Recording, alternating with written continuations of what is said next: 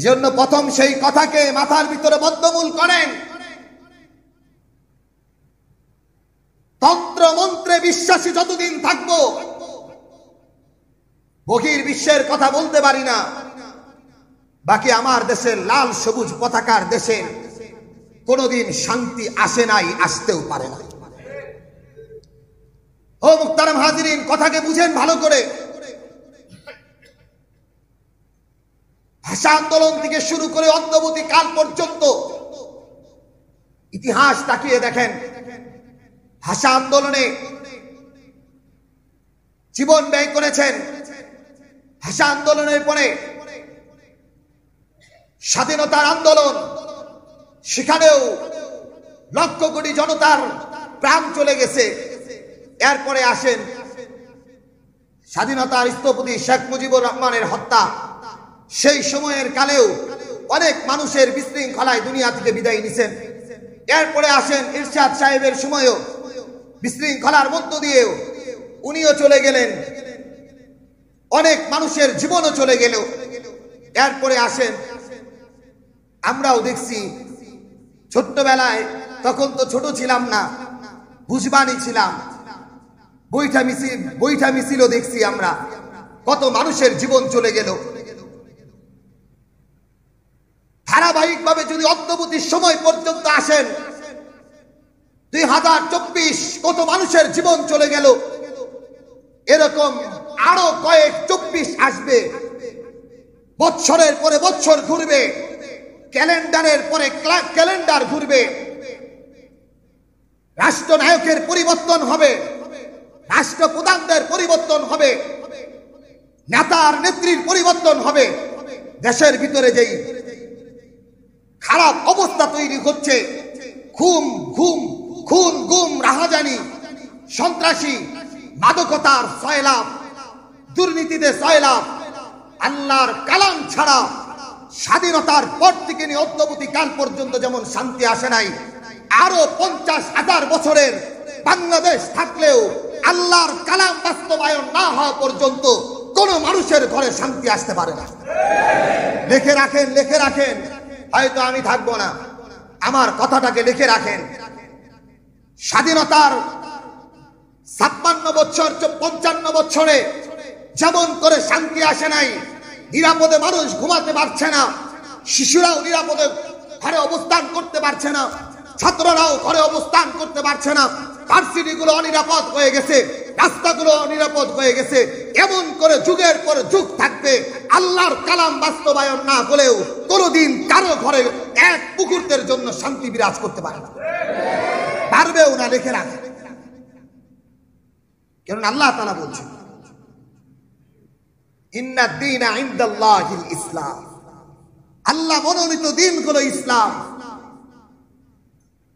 এর বাহিরে যাবেন, ব্যক্তি জীবন থেকে শুরু করে রাষ্ট্রীয় জীবন পর্যন্ত বিশৃঙ্খলার মধ্য দিয়ে নিজের জীবনকে পার করতে হবে, অনিশ্চয়তার জীবন নিয়ে পার করতে হবে, অনিরাপদ অবস্থায় নিজের জীবন পার করতে হবে।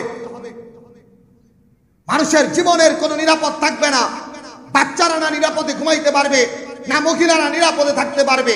আমরা এই আন্দোলনের ভিতরেও দেখছি মেয়েদেরকে ধর্ষণ করা হয়েছে, এই আন্দোলনের মধ্য দিয়েও দেখেছি।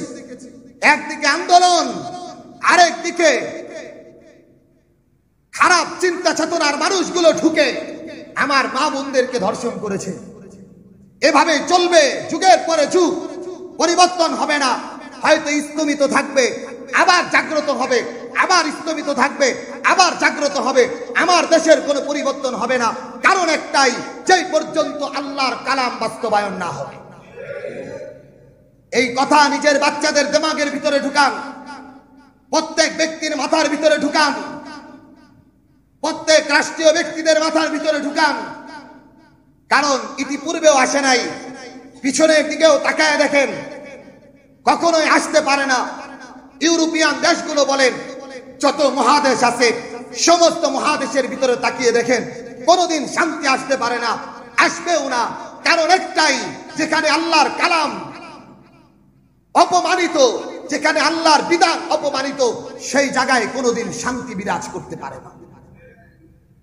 মোহতারাম হাজিরিন, আমি কালামে হাকিমের সূরা বাকারার 5, 6, 7 নম্বর আয়াতে কারিমা তিলাওয়াত করেছি। সংক্ষিপ্ত আকারে শুধু তরজমাটুকু শোনাই। আল্লাহর কালাম সূরা বাকারা মোবাইলে সার্চ দিবেন, নেটে সার্চ দিবেন, তরজমাতুল কোরআন থাকলে দেখে নিবেন। আল্লাহ বলেন পিছনের আয়াতে কারিমার ভিতরে ঈমানদারদের কিছু পরিচয় দেওয়ার পরে যারা মুনাফিক, যারা কাফের, যারা সাদাকে সাদা বলতে পারে না, কালোকে কালো বলতে পারে না, সাদার কালোর ভিতরে যারা সংমিশ্রণ করে, আল্লাহ এদের পরিচয় দিয়েছেন ইন্নাল্লাযীনা কাফারু, ওই সমস্ত কাফেররা সাওয়াউন আলাইহিম আনযারতাহুম আম লাম তুনযিরহুম লা ইউমিনুন।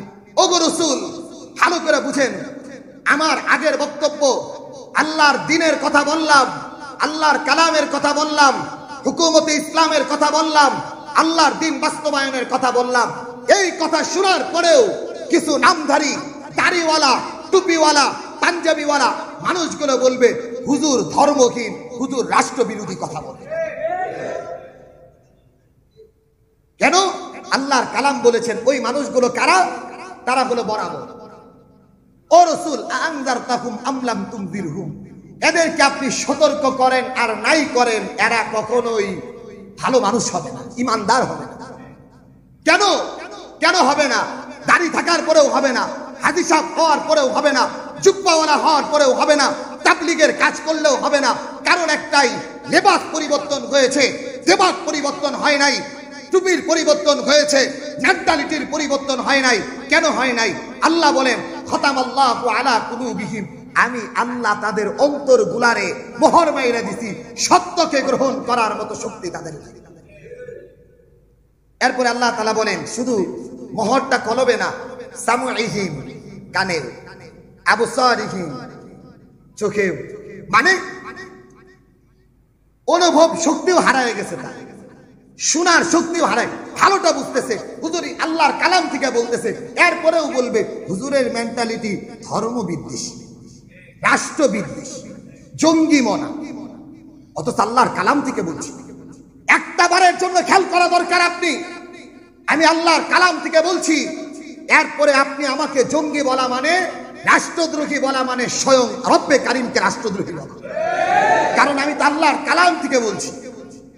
আপনি এটা খেয়াল করলেন না যে আল্লাহর কালাম থেকে তর্জমা করে শুনাইতেছেন হুজুর, ওপেন করে দিচ্ছেন, আপনিও দেখবেন নেটে।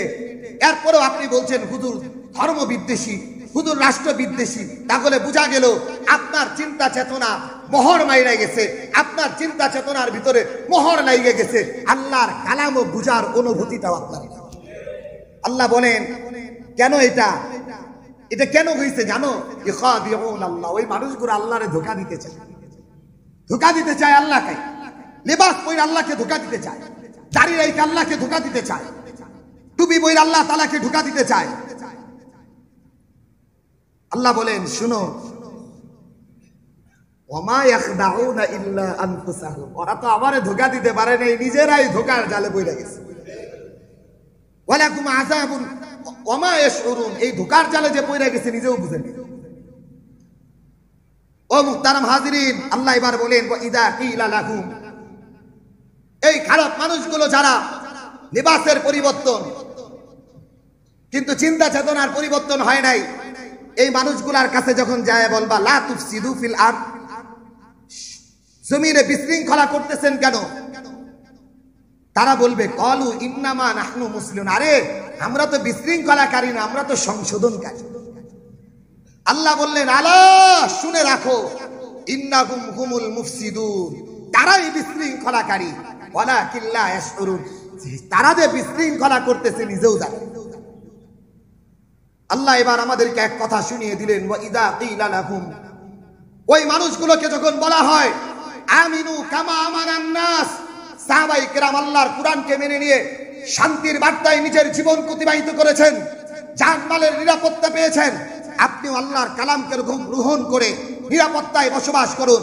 এই কথা যখন বলা হয় তখন তারা বলে কলু আনুমিনু কামা আমানাস সুফাহা, আমরা কি ওই মোল্লা মৌলবীর মতো, নির্বোধদের মতো, সাহাবায়ে কেরামের মতো ঈমান আনবো? আলা ইন্নাহুম হুমুস সুফাহা, আলা ইন্নাহুম হুমুস সুফাহা। আল্লাহ বলে নিশ্চয়ই তারাই নির্বোধ, কিন্তু তারা মনের ভুলেও জানে না। ও মুহতারাম হাজিরিন, এজন্য আমি আপনাদের কানে কানে যে কথাটা বলতে চাই, বর্তমান প্রেক্ষাপটের অবস্থানগুলো সামনে রেখে দল মত নির্বিশেষে যে কথাটা আমি আপনার কানের ভিতরে দিতে চাই, তন্ত্রমন্ত্রের অনেক দিন আমরা দেখেছি, স্বাধীনতার পর থেকে অদ্যাবধি কাল পর্যন্ত তন্ত্রে মন্ত্রে বিশ্বাসী হয়ে নিরাপদে থাকতে পারি নাই। তাহলে শেষবারের মতো দেখি আল্লাহর কালামের মাধ্যমে নিরাপদে থাকা যায় কিনা। সকলের চেষ্টা করা, নিজের জীবন বাজি রেখে আল্লাহর দিন কায়েমের জন্য চেষ্টা করা এক নাম্বার কথা। দুই নাম্বার কথা, যদি আপনি মানুষ হন, আমি আমার নিজেকে বলছি, আপনাকেও বলছি, প্রত্যেকটা মানুষকে সম্বোধন করে বলছি, আপনি যদি মানুষ হন তাহলে আপনাকে কালোকে কালোই বলতে হবে, সাদাকে সাদাই বলতে হবে। সাদা আর কালোর ভিতরে যদি মিশ্রণ করে ফেলি, মনুষ্যত্ব আর থাকবে না, মানুষের কাতার থেকে পশুত্বের কাতারে দাঁড় হয়ে যাবে।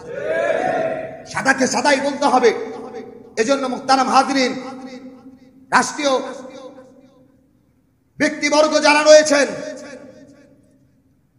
তারা যেমন আজ চিন্তা চেতনায় সামনে এগিয়ে যাচ্ছেন দেশকে উন্নত করার জন্য, আমরা দেখেছি যারা এই আন্দোলনের ভিতরে নিহত হয়েছেন, মাননীয় প্রধানমন্ত্রী তাদের কাছে গিয়েছেন, অর্থ দিয়েছেন, শোক জানিয়েছেন, হাসপাতালে গিয়েছেন, চিকিৎসা সেবাকে উন্মুক্ত করেছেন। ও মুহতারাম হাজিরিন, মাননীয় প্রধানমন্ত্রী যেমন করে তাদের পাশে দাঁড়িয়েছেন, আমি মাননীয় প্রধানমন্ত্রীর কাছে একটা আবেদন রাখবো, এই আন্দোলনে যারা দুনিয়া থেকে বিদায় নিছেন, আপনি তাদের জন্য যেমন দুয়ার ইন্তজামও করেছেন, শোক দিবসও পালন করেছেন, আমি আপনার কাছে যেটা করজোড়ে অনুরোধ করব, এই আন্দোলনে কারা গুলি করে আমার ছেলেদেরকে হত্যা করলো তাদেরকেও চিহ্নিত করে শাস্তির আওতায় আনবেন, এটা আমাদের দাবি। শুধু এটা দাবি না, এটা শুধু দাবি না যে তারা চলে গেছেন তাদের জন্য শুধু দোয়া মাগফিরাত, এটা না, শুধু তাদের জন্য আমাদের ভালোবাসা, তাদের জন্য আমাদের মায়া মমতা থাকবেই।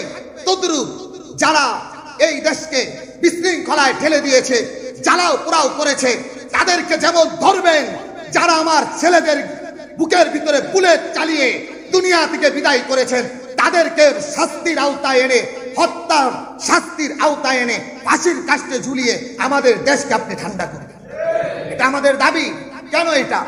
কারণ হলো নবী আলাইহিস সালাতু ওয়াস সালাম বলেন, উনসুর আখাকা যালিমান আও মাজলুমান, উনসুর আখাকা যালিমান আও মাজলুমান, তুমি তোমার ভাইকে জালেমের হাত থেকেও সাহায্য করো, আর যে জালেম তাকেও সাহায্য করো। জালেমকে সাহায্য করব কেন? বলে জালেমকে এই কারণে সাহায্য করবা, তার শাস্তি হওয়ার কারণে সে যেন জাহান্নাম থেকে বেঁচে জান্নাতে যেতে পারে।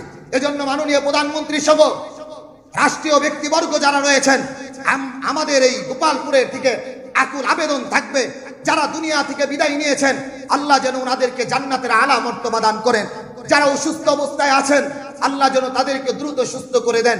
এটা যেমন আমাদের দোয়া এবং আকুল আবেদন, সেই সাথে আরেকটা আকুল আবেদন হলো, যেই সমস্ত ছাত্রদের বুকের ভিতরে বুলেট লেগে, অনেক শুনেছি আমরা ছোট্ট ছোট্ট বাচ্চা তাদেরও বুলেট লেগেছে, এমনও শুনেছি হকার বাজারের যার উপরে পুরা পরিবার নির্ভর করে তাদেরও গায়ে বুলেট লেগেছে।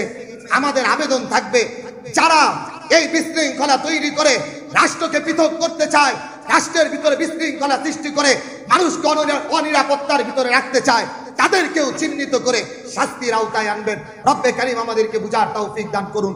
আমিন। ওয়া আখির দাওয়ানা আলহামদুলিল্লাহ।